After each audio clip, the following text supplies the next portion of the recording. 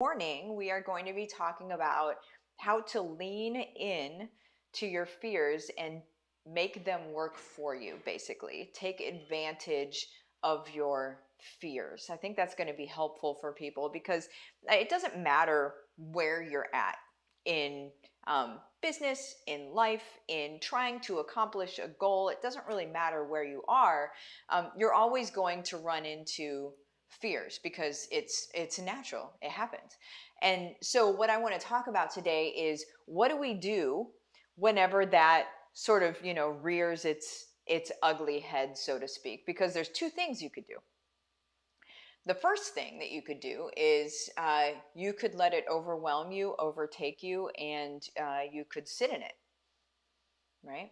So say you have a fear of something, and like you're working, you're doing your thing, and then all of a sudden you just get whapped alongside the head, is what it feels like, with this thing where you're like, it's doubt, right? It's doubt, and it's like, what if I can't do this? Well, um, what if uh, what if everybody else is right? What if what if these things that I used to believe about myself are really true? What if this just isn't for me? What if, like, it always sounds like a what if situation, right? And what it feels like, I think, is more important, because what it feels like is stomach turning, because it feels like, um, well, I think it feels like defeat. I think it feels like failure. And the thing is if you run with it too long, if you entertain it too long, um, it can become just that. Not because you were ever meant to fail in the first place, but because if you're going to believe that, then your actions will follow, right? So if you're going to believe that, you're going to fail, then you're not going to commit to doing the thing, right? So it's a self-fulfilling prophecy, kind of, is how it works. And this isn't any sort of woo-woo, name it, claim it. So I'm not talking about that. I'm talking about how we work as people. If you believe something is true, like it's not going to work, or whatever, this isn't meant for you, well, quite obviously, you're not going to take the actions to make it work. You're going to give up, right? So here's how we actually turn it around instead whenever we get scared. Because you guys, whenever an up level happens, you're always going to have the pushback. You like break through glass ceilings as you go, right? There's a book by Gay Hendricks that I read years ago. Man, I can't remember the name of it. If somebody remembers the name of it, go ahead and put it in the comments. I can't remember it right now. But if you look up the author, I'm sure it's like his big book, right? Um, and it lets you know that every time that you're going through an up leveling, every time you're about to really produce some impact, is whenever you get the arrows, right? And sometimes they're self-inflicted arrows. Sometimes we welcome the arrows. Sometimes it's like, oh, okay, well, I guess this isn't for me. Well, I knew that. And so now I'm just going to stop doing it. And so, anywho, now let's talk about actually turning it around into something that works for us instead of potentially working against us. And we do need to sit just a second in the reality that it can absolutely work against you. Understand that. The longer that you sit in the moments of defeat, and the longer that you sit in the moments of anxiety and of disbelief and of doubt, the longer you sit in those moments, the more likely it is you will not continue on your journey. And again, it's your confidence that has been taken. It's not actually that the journey isn't for you.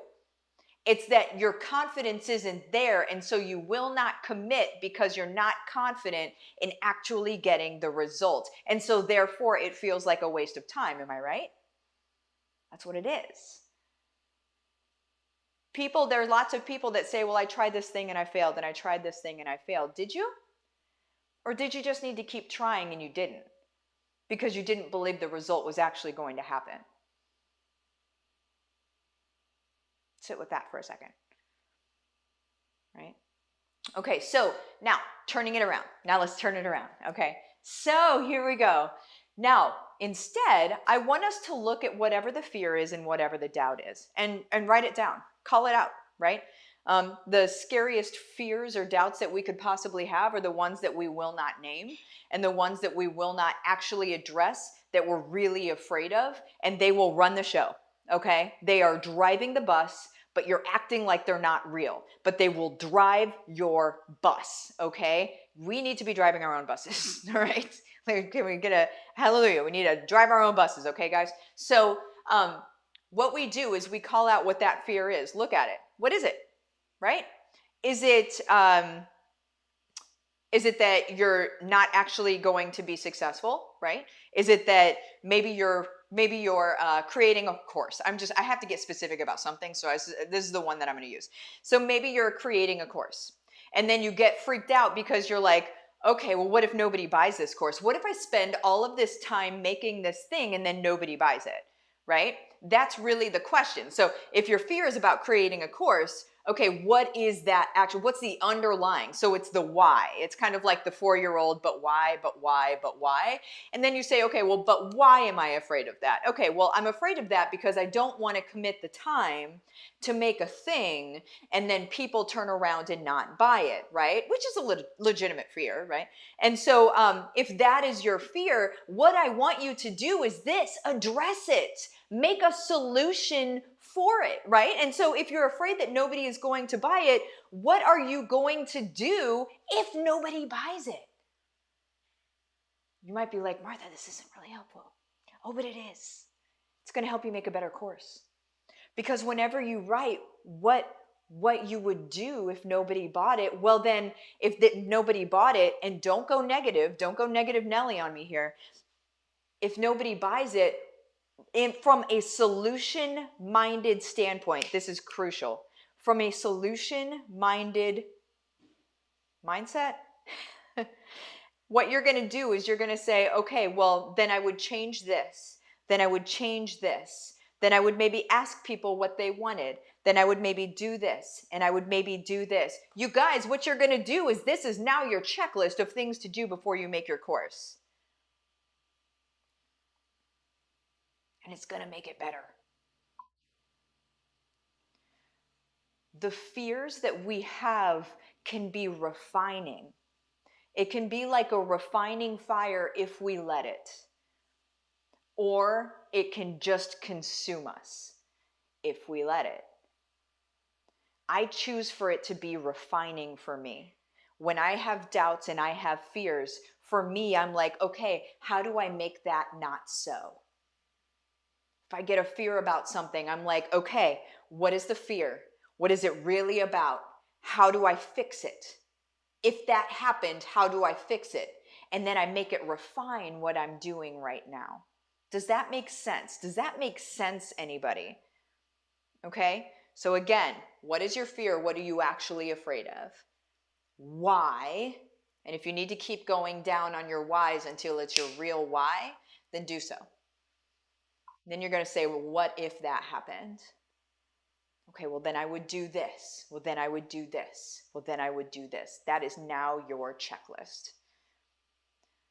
You guys, this creation process that we go through in everything that we do, I think our North Star, always needs to be, dang, I'm on my mic. Our North Star always needs to be our people and our community. And I'm going to tell you right now that if you're only focused on making money and selling things to people, you're going to have a really bad time. Okay?